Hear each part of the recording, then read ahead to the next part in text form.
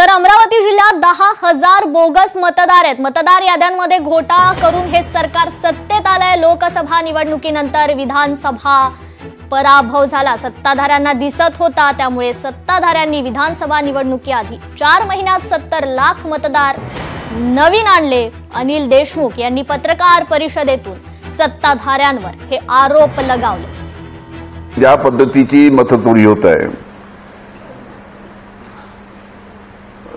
EVM मध्ये तर manipulation आहेच, पण त्याचबरोबर मतदार याद्यामध्ये ज्या पद्धतीने अनेक त्रुटी आहेत, दुबार नाव आहे,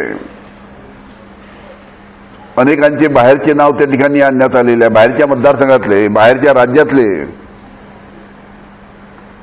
काही लोकांची नावं जाणीवपूर्वक त्या निमित्तानं काढण्यात आलेले आहे। संपूर्ण याद्या दुरुस्त केल्यानंतरच मग स्थानिक स्वराज्य संस्थेच्या निवडणुका घ्याव्या अशी आमच्या सर्व पक्षाची मागणी कालच्या मोर्चामध्ये आम्ही इलेक्शन कमिशनला केली।